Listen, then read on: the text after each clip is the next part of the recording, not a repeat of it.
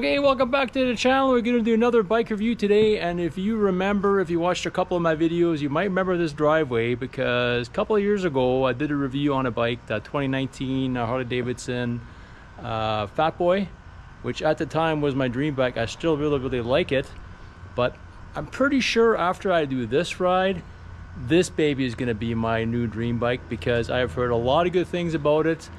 A friend of mine now owns one, that's why I'm here redoing the review.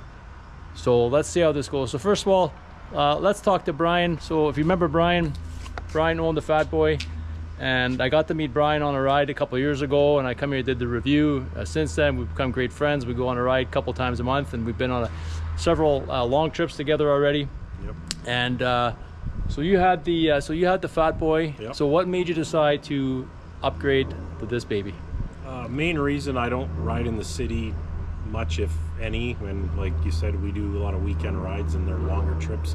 Fat Boy is an awesome bike, but it's really not made for long haul cruising. I mean, we did a trip to Nashville and went to South Dakota, and it was a bit of a backbreaker. Yeah. Which is why I decided to get a touring bike. Yeah, and you always had the problem with the buffeting too, right? Yeah, the wind was not good on that bike. So you switched out windshields a couple of times and lots of other mods to it. So it's fitting. It's fitting you got the Harley shirt on today too. Yeah. Did they give you a new BMW shirt with that baby or what? No free stuff there. No free stuff. So you just got back off of a how many kilometer trip? 7,000 K through the states. We did Wyoming, Montana, Idaho, Utah, Montana, North Dakota. Nice. So you broke her in well. So what? Tell me about it. What's your initial impression? Super smooth, zero vibration. I mean, obviously coming from a Harley, there's a bit of vibration that's to be expected. Zero vibrations. It's obviously quieter. It's got gobs of power, 160 horsepower. It's more than I would ever need. Automatic suspension. I mean, it's just, for long haul, I don't think you could find a better bike. Maybe a Goldwing, but yeah, I'm really looking forward to trying it out. So okay, so this bike is, the color is what? It's the Manhattan Metallic Matte, right? Yep. Right, and it comes, this year it came just in the two colors, right? In this one and in black? It came in some sort of outer space looking color. Yeah, that one as well. Yeah, I saw that. Okay, so we got, obviously it's a 6-cylinder. It's 1649 cc, 160 horse. Shaft drive, right? Yep. Yeah, shaft drive on the other side. Can you even see the shaft on this thing? I think so. Yeah, it's in there. Okay, shaft drive, ABS, of course. The front tire, 17. yeah, those are 17-inch rims. It's a 120/70. Those front brakes are dual disc, 320 millimeter. What do we got with 4-piston calipers? Rear tire is also a 17-inch. Can't see it too well, hidden underneath the tour pack there. And that is a 190/55, and we have a rear single disc, also a 320 with a double piston caliper. Seat height. So what do you think of the seat height? Brian's a little shorter. So I'm 5'8", and I can flat foot this with the stock seat. I'm going to be ordering a Corbin, which will be an inch higher, so I'll still be able to touch the ground, but not flat foot. Yeah, so there's only a 29.5-inch seat. It's pretty low. And is this a 7-gallon tank? Yes. Holy shit! Yeah, a I get like 7-gallon tank. 500 K, I think, to a tank or something. Wow. Crazy. So yeah, so he's doing over 300 miles on the tank. And then I got off the website 760 pounds. Yeah. Wet. This one, no, that's the bagger. This one I believe is 809 wet. 809. Okay, yeah. So with the tour pack on the back, eh? Yeah. What else I got written down here? Full LED headlights with adaptive cornering. Yep. That must be nice. Actually, you probably didn't ride in the dark too much, right?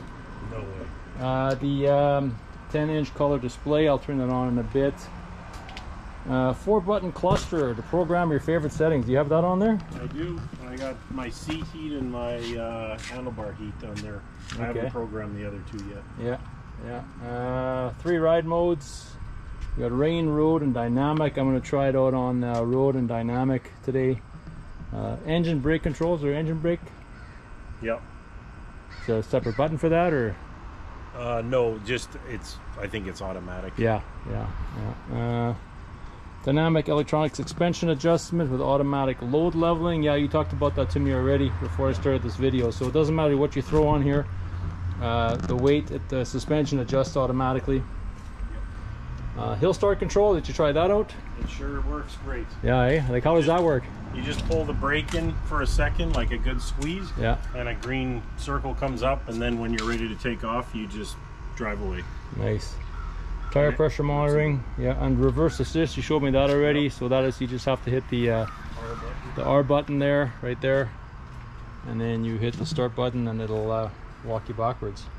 Cool. Heated heated grips, heated seat, all the things you need. So yeah, so I'm man, I'm looking forward to getting on this thing. I'm gonna go the same road I went with when I did that Kawasaki review there a couple weeks ago. So let's see what happens. All right, here we go on this beautiful BMW K1600 B. And the first thing I got to get used to is a quick shifter. I'm not used to a bike with a quick shifter. I did take a test ride on one. I loved it. And I'm loving it already. So just like my review on the Kawasaki I did last, this is literally my first 30 seconds on this bike. And the first thought that comes to mind to me is entertainment center. Holy shit, look at that display. Unbelievable. Can they make it any bigger? Wow. Well, the one thing I forgot to do is adjust the mirrors. If I was 5'8" like Brian, I could see real well, but 6'4", I don't see too well. I have no clue how to do it. Do we touch them? No. Oh well. We'll have to fake it. Who needs mirrors anyway, right?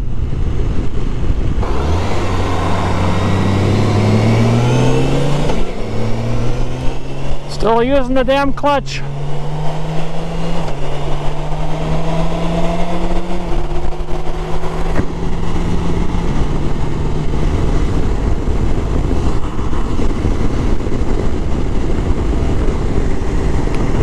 I'm gonna put that windshield up a bit more. So that's very interesting. I just put the windshield up all the way and I feel like the wind's coming from behind me. That's different. Okay, let me put it down. Now I got it in my face and not so much pressure on my back. That is bizarre. I literally feel like I'm being pushed forward with the windshield up like this. Interesting. I don't like that. I'm gonna put it down. I'd rather have it in my face a bit. Plus I kind of like looking over the top anyway. Still using that damn clutch. Man, that's a hard habit to break. Guess they call that muscle memory. Maybe I'm just stupid.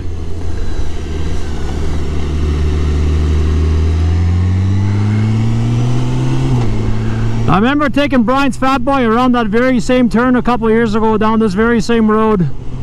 And how tough that thing was to turn with that big 260 back tire or whatever the hell's on there. Not this. Wow.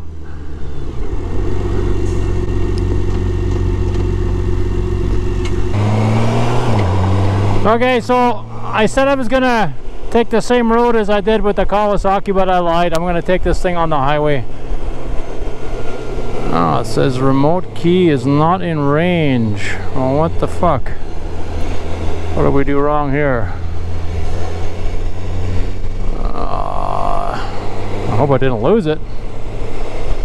Well. Let's see what we did wrong here. I thought it was in the back. Well, I got the key back. Let's try that again here.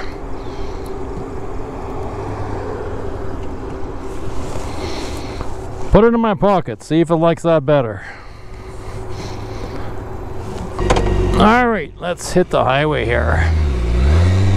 Hey, I didn't stall it this time. And I didn't use the clutch. Getting better already.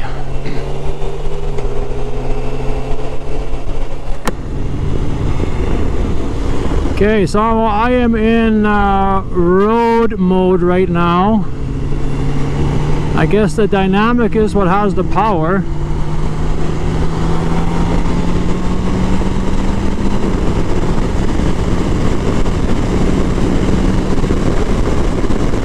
Wow, that's pretty good. Okay, I'm gonna put that windshield back up. Yeah, there, I put the windshield up and right away I'm getting pushed from the back. That is weird. Put it back down, a little lower.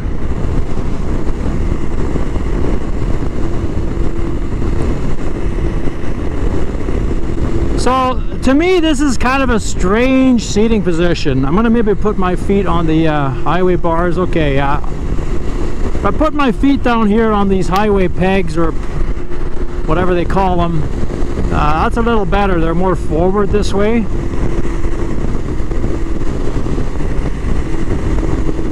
But when I sit on it, just a normal way, the way my feet are and the way the hands are, I personally would like these bars a little more forward.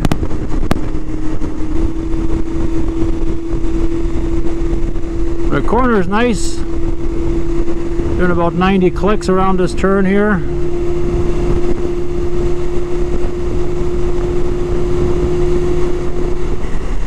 So although these mirrors are too low for me, man, I can see pretty good out of them, just even though they're low. Yeah, there's kind of like a split in the mirror there, which is kind of like a convex. I like that. So I'm kind of just messing with the windshield here. With it all the way down. Well, it's full in the face. Halfway up. Still about half my helmet.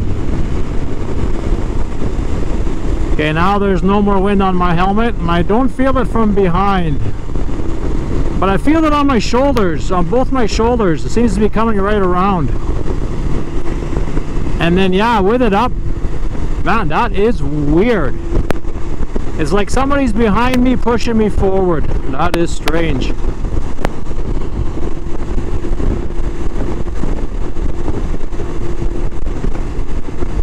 Yeah, and it's pushing me around too. It's not a very windy day today.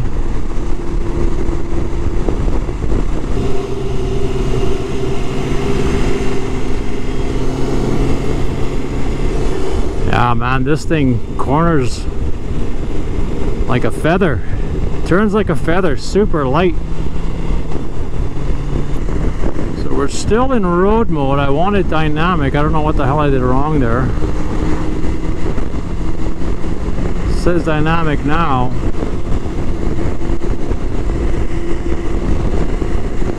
I'm not really on a road where I can test it though. You know what's kind of really amazing is that you twist on the throttle, it doesn't feel like it's accelerating all that much, but the speedometer will tell you something different. Probably too high of a gear here too for that. Okay, so we're 95k, 4,000 RPM. Let's twist it.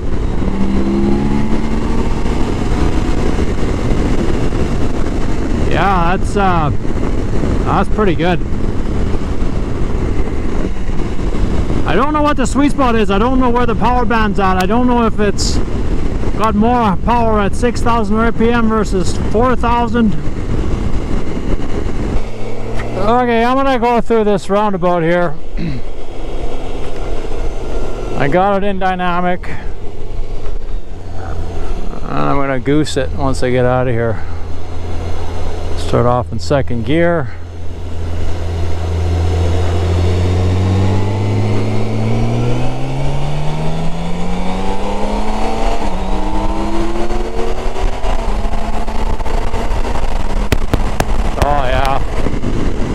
That was up to 125 in like no time. Wow.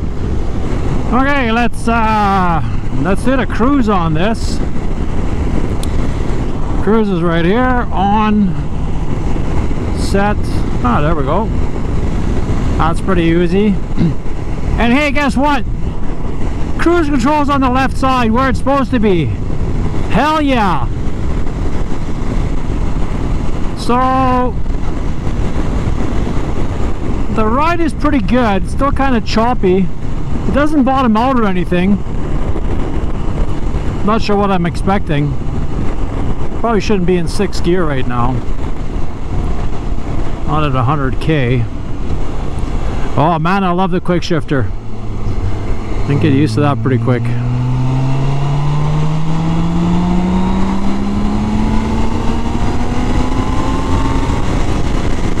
Okay, there we go.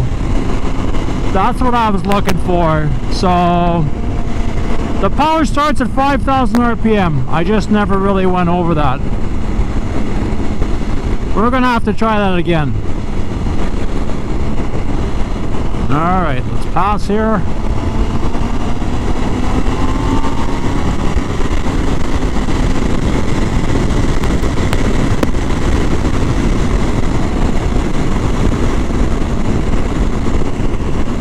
Yep. That's all the difference. You know, I usually ride my Harley, right? I mean, all the power there is between 3,000 and 4,000. I mean, with these bikes, it starts at 5,000. I mean, a red light's at 8,500. Yeah, but you know, very comfortable. I'm not sure I would ride very long with my legs on the pegs here. They're kind of a mid-position peg. But if I put my feet forward on these highway pegs or highway boards, or whatever the hell they call them, now that's comfortable. Now when my feet are on those highway boards, I can lean back and I can stretch my arms out. But that would be the way to ride. I still would like the bars a little bit more forward, which I'm sure you can do. I'm pretty sure you can just you put risers on this, so you could probably just undo these and push everything forward. Yeah, guaranteed you can. Then I'd be cruising, baby. Then I'd be cruising. Okay, so I brought it back to this spot here because this is where I kind of that Kawasaki I reviewed, that Vulcan, I took it right through here and kind of wound it up. So let me try this bike.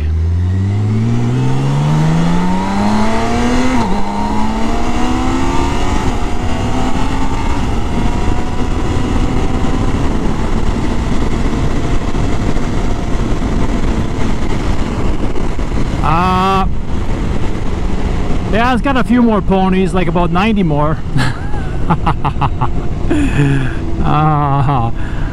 It's alright. This bike also costs twice as much as the Kawasaki, right? So that's what you're getting for your money. Let's see how she goes through these couple of turns here.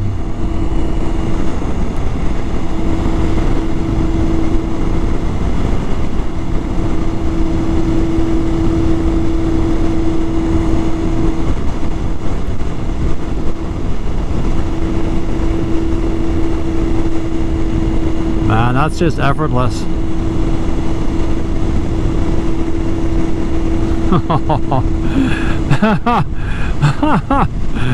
Oh my god, completely effortless. You could be on the twistiest road in the world and this thing would go through it without any effort. You would not be tired at the end of that ride.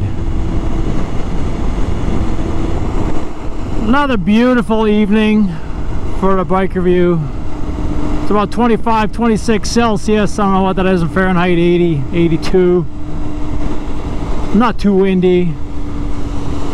Not a cloud in the sky. Man, life is good. You know, I haven't even messed with all the controls here, all the different things. Brian kind of went through it. I just want to concentrate on the ride. I'm sure there's lots of videos out there that explain every single thing, every single mode on his bike. That's not what this is about. And hey, welcome back to Selkirk, everybody. Going over the old bridge into beautiful Selkirk, Manitoba. We're going over the Red River, for those of you who don't know the area.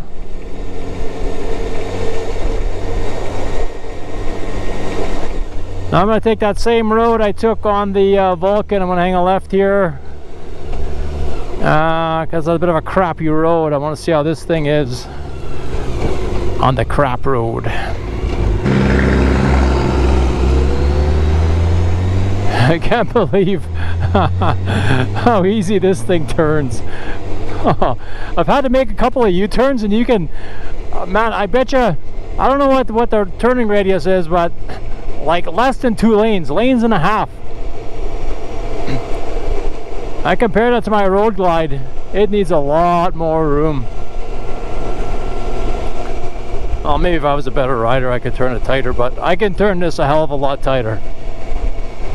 Okay, so yeah, I mean, suspension is good. It's still kind of choppy though. Now, I don't know. I think Brian said you can adjust the front suspension, the dampening, but it's supposed to automatically adjust to the rider's weight. Now, I don't know if there's different settings to that, but you know, the way it is right now, I'd say it's I don't know, a B, not an A. Like, it's not bad, but it just feels kind of choppy to me. Let's see how it is further up here. Okay, so here we got some crap road.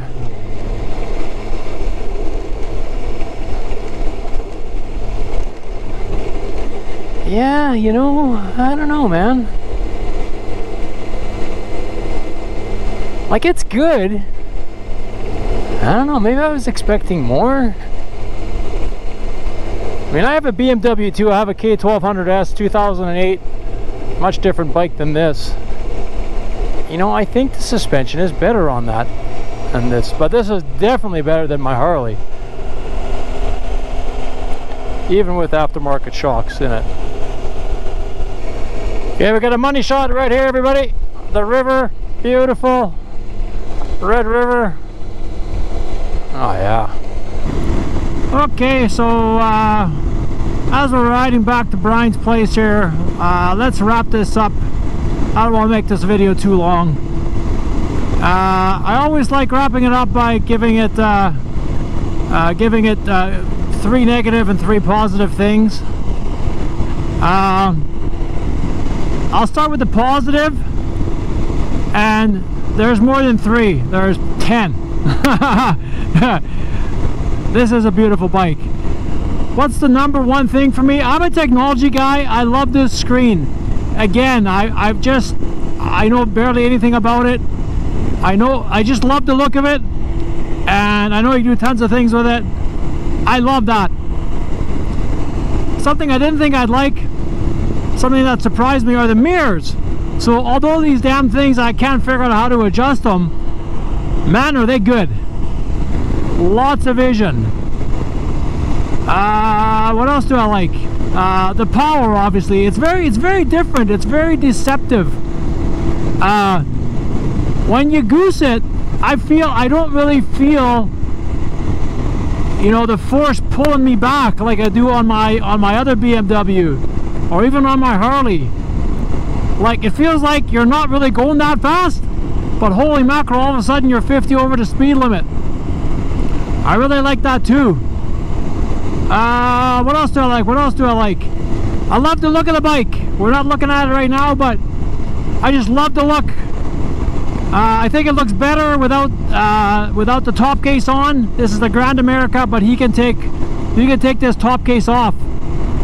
So it looks damn good. What else do I like? Man, I love these footboards here, down here, these ones. That's very comfortable. Nice, comfortable riding position. Now, what do I not like about this bike? Couple of minor things and one major thing, and the one major thing is big. So for me, the minor thing is I don't like the position of the regular foot pegs. Can't really tell, but I'm not sure why these need to be so far back. Like, your legs are pretty far back. I'm not sure why you'd want to ride like this. Again, with my feet forward, it feels great. The seat is okay, but I'm thinking on a long ride, this seat would not be all that comfortable. And so the one thing, the big thing, what I don't like about this bike is the wind protection.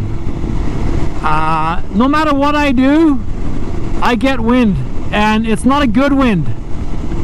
With it all the way down, I get the full force against my head, and it pushes me back. Okay, with it halfway up, it's better, but I feel it on my shoulders, which is really weird. And like I said before, the weirdest thing of all, I've never ever seen it before, felt this before, when it's all the way up, it's like someone's pushing the back of my head forward. That would drive me nuts. So yeah, I cannot get a good spot for this windshield without the wind bothering me. So to me, that's pretty major, and it's actually pretty funny because when I went on my trip to Newfoundland, which videos are coming out pretty soon on that, well, hopefully, I talked to a guy on one of these. I was in line for the ferry, and I asked him how he liked it, and he says it was his first trip, and he says, man, there's a lot of wind buffeting. And I was really surprised to hear that. So that was his negative comment on that, and that is my negative, big negative on this bike for me. But I don't know, could I get used to it? Probably. Now, next question, is this my dream bike? Man, that's tough. That's tough. It's hard to say. It's hard to say. Would I get used to this bike? No doubt. It's beautiful. It's got lots of power. It rides really nice. You know, fine-tuned machine. Yeah. I don't know. You know, I went into this review thinking, this is it, man. I'm gonna love this bike. I'm gonna buy one of these bikes. I don't think that anymore. I would still buy one, but it's kind of like going to a movie that you expect to be really, really good, and then although it's good, but it's not as good as you expected, so you don't think it's a good movie anymore. That's how I feel about this bike. Yeah, that's just my honest opinion. I would definitely buy it, but I'm curious if there's better out there. What do we compare it to? Well, Harley, yeah. I would like to try a Goldwing, because these compare to a Goldwing, to see how that is. If I'm going to get my hands on one, I'm gonna road test a Indian Pursuit. Hopefully that's my next review, and I can probably compare it to that. So that should be interesting. Alright, thanks everybody, thanks for watching. If you made it to the end of the video, I appreciate it. If you haven't subscribed yet, please hit subscribe in the bottom right hand corner of your screen. Give it a thumbs up, and please leave some comments. I love the comments. Let me know what you think of my review, good, bad, or ugly. Alright, thanks everybody, we'll see you at the next one. Okay, so we got some bonus footage. Even though I said the video's over, it's not over. We got some extra. So came back, talked to Brian, and I told him the only thing I didn't like about the bike was the buffeting. So apparently it's a common problem. Something to do with the windshield, that specific windshield. And but also, I guess what happens is the wind goes over top and catches the tour pack, and that's when it comes back and hits you in the back of the head. So apparently that's a common complaint about these bikes, and people change the windshields and everything's better. So who knows, I might buy one after all, who knows, I don't know. Anyway, so I'm glad, because to me that ruined the perfect motorcycle. It was, like I said, that's the, you know, one thing wrong with it, and man, it was major. But if taking off the windshield, switching the windshield, and taking off the tour pack fixes it, we'll be good. All right, thanks again. We'll see you at the next one.